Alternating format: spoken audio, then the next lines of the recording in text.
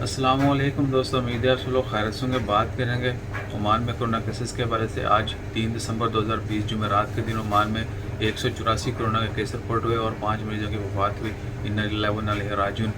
Oman में corona cases की कुल तादाद 1,24,329 हो चुकी है, जबकि सेहतियाब होने वालों की कुल तादाद 1,15,866 है और वफात पाने वालों की कुल तादाद 1,435 है।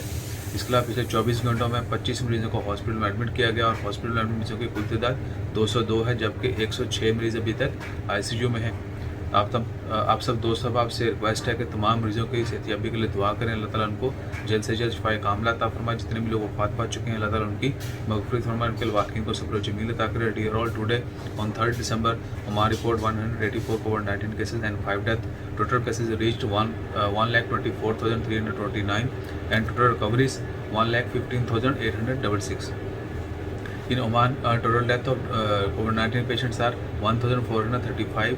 In last 24 hours, 25 patients admit to hospital, and total number of patients in hospital are 202, while 106 patients are still in ICU. Please pray for everyone. Always take care of yourself. Stay blessed. Jazakallah. Allah Hafiz.